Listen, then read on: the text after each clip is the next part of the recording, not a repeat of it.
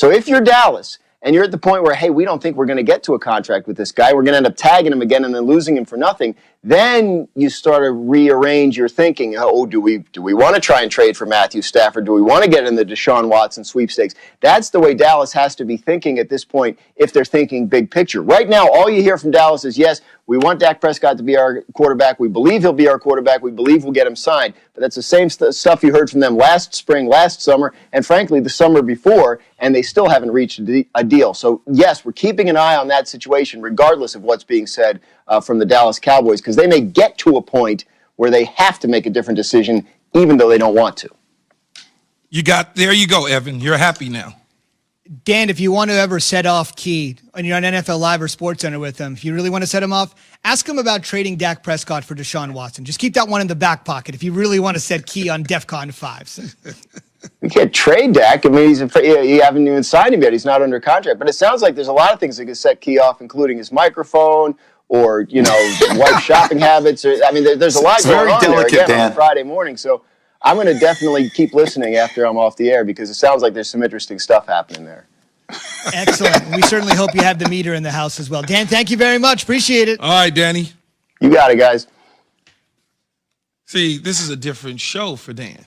Fridays, he didn't expect us to have as much fun Fridays. As we have. Are you insinuating Monday through Thursday we don't have fun? Is that No. It's just that he's on with us through the week. Gotcha. He's never on with us at the end of the week. So when you pop in, it's like, well, that's a little bit different than what I normally am doing.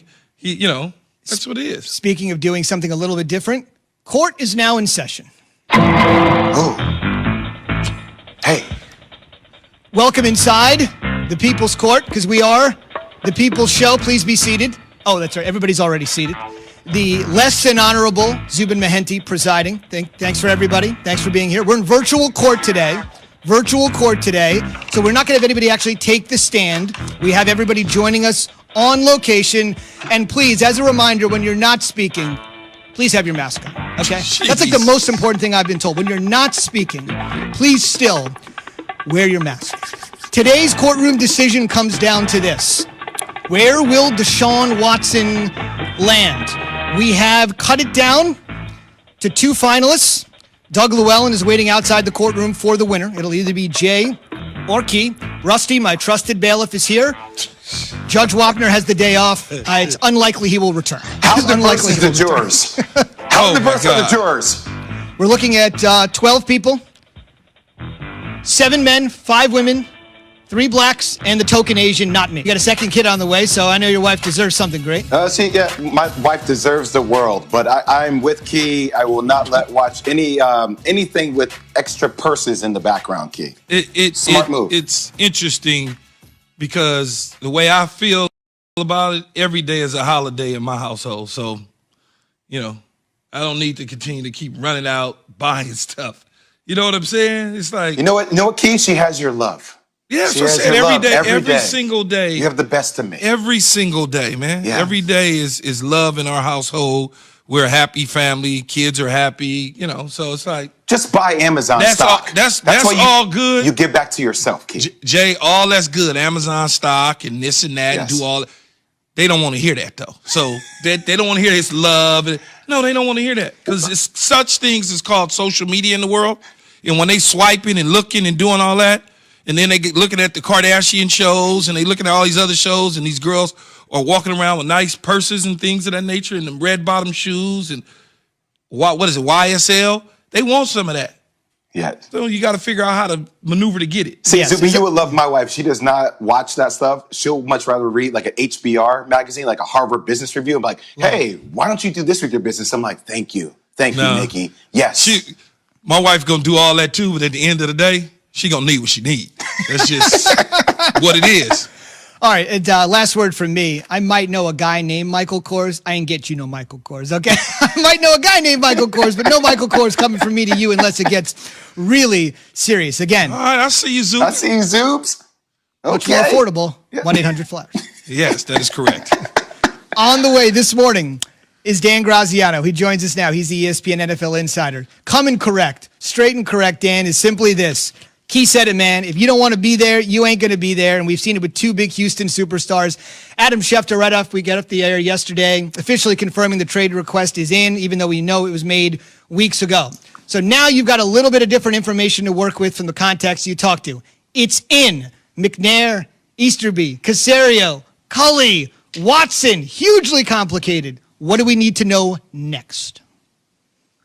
Yeah, I'm sorry I was a little thrown off by the conversation leading into this. I'm not usually on Fridays, so I didn't realize it was like this. But in terms of Deshaun Watson, look, Houston's going to ask for the moon because they can. This is an unprecedented trade, right? There's never been a quarterback this age, this good, become available at this point in his career. So I would think based on everybody I've talked to, the price probably starts at 3 first-round picks. Now, that can be 2 first-round picks and a guy you took in the first round last year, right? That could equate to a first-round pick. These are the kinds of deals we're talking about if you are Nick Caserio, the new GM of the Houston Texans, and you are looking into trading Deshaun Watson, which you don't want to do. Remember, Houston does not want to trade Deshaun Watson, but if he's insisting and they don't want the situation to get ugly, they look at this as an opportunity to rebuild their store of draft picks. Remember, they don't have a first-round pick this year as a result of trades they've made, the Miami Dolphins trade to get Laramie Tunsil. So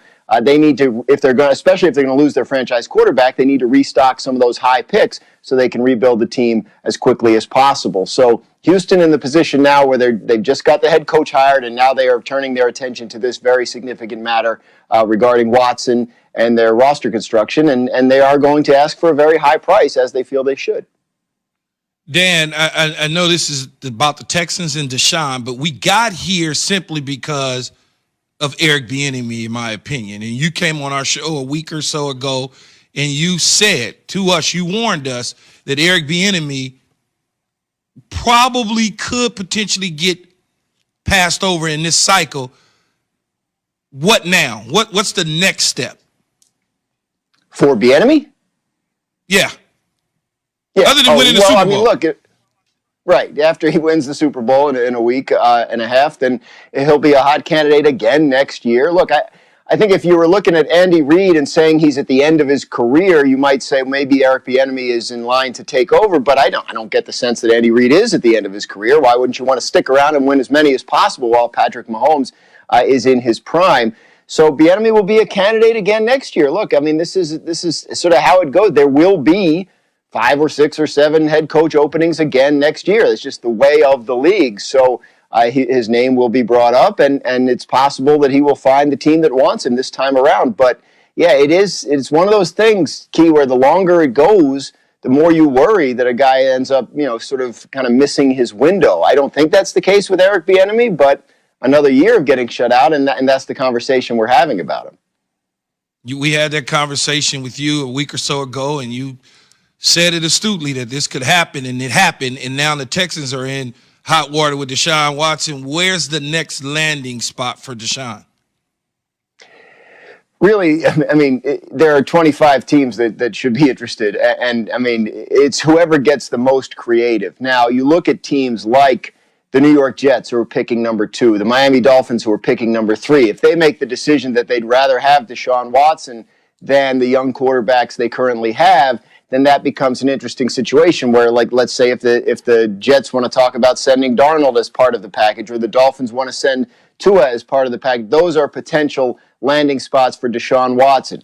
There are teams further down the round that may be able to entice with a number of picks or a player. Like, look, I mean, this is a lot of speculation, right? If you're the New Orleans Saints and Drew Brees is retiring, if you're the Pittsburgh Steelers and you're moving on from Ben Roethlisberger, those kinds of teams could come with a package that could potentially entice. This is a player that should be appealing to everyone other than a handful of teams that have their locked-in franchise starting quarterback, no question about it. And I think Houston Texans are just in the process of sorting through where the offers are going to come from and who ends up being the most likely landing spot.